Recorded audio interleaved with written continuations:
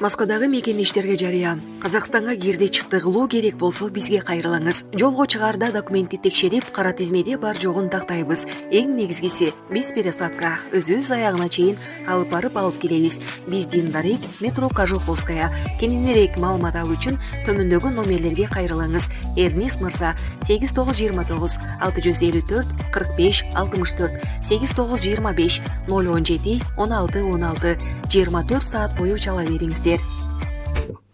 Друзья, всем приветствую. Вот сегодня как раз таки встретился и увиделся с замечательным человеком, другом кыргызской диаспоры Вадим Викторовичем Коженовым. Вадим Викторович, приветствую. Добрый день. Вот, пользуясь моментом, хочу как раз задать несколько вопросов, которые интересуют наших граждан, непосредственно кыргызстанцев. Вот первый вопрос, Вадим Викторович, что с регистрацией? Многие кыргызстанцы жалуются, что не могут сделать регистрацию по месту жительства, все прочее и так далее. Ваш такой объективный комментарий. Ну, комментарий, в общем, такой же, как весь прошлый год, что надо находить такую квартиру, где собственники готовы вас регистрировать. Если не готовы, и вы купите где-то регистрацию на стороне, в любом случае вы будете нарушителем, потому что вы обязаны проживать по месту регистрации. И если все будут отказываться снимать квартиры у тех людей, кто не готовы их регистрировать, хотя это их обязанность, ну, потихонечку такие люди, соответственно, останутся без клиентов и поймут, что нужно идти и своих жильцов регистрировать. А еще будет отдельный ролик у нас на канале по регистрации где-то через месяц. Я соберу всю информацию, сейчас там еще один вопрос решается. Как только он решится, мы ролик запишем, соответственно, увидите. Значит, будет хорошая новость, да, для граждан Кыргызстана? Я очень надеюсь. Ну, для всех граждан. То есть регистрация же проблема не только у ваших граждан, да, это у всех абсолютно проблема. Да, будем надеяться. Спасибо. Второй вопрос.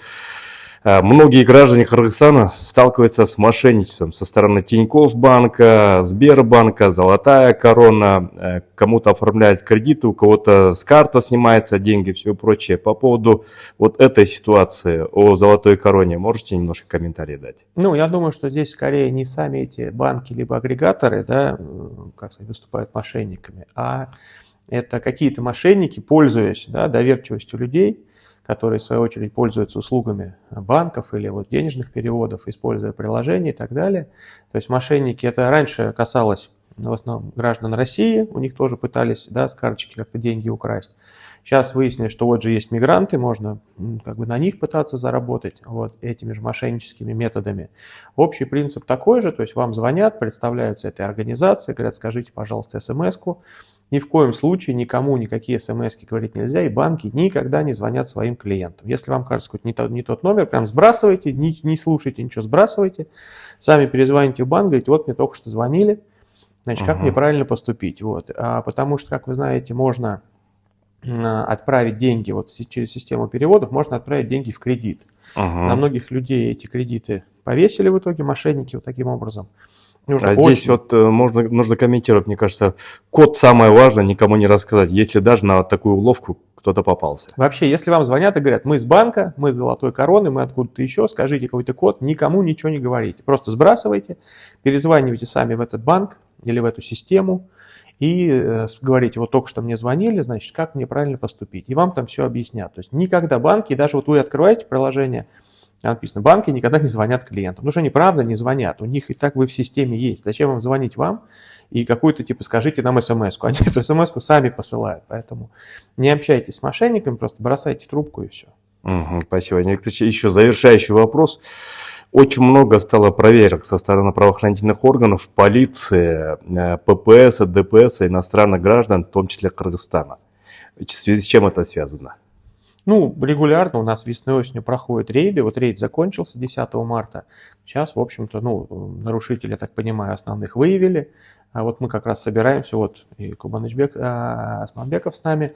21 марта на Навруз поедем, повезем плов, повезем всякие вкусности, людей покормить, потому что все-таки праздник, да, то есть чтобы люди даже за решеткой праздник этот почувствовали, важный, хороший праздник.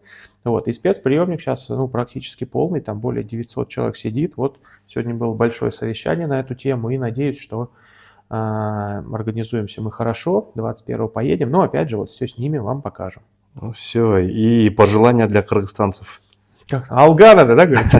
Алга Кыргызстана. Вадим Викторович, Все будет хорошо. спасибо большое, успехов, удачи. Вас тоже поздравляем с наступающим, с Ноурузом. Это и ваш праздник тоже. Успехов, всего доброго, наилучшего.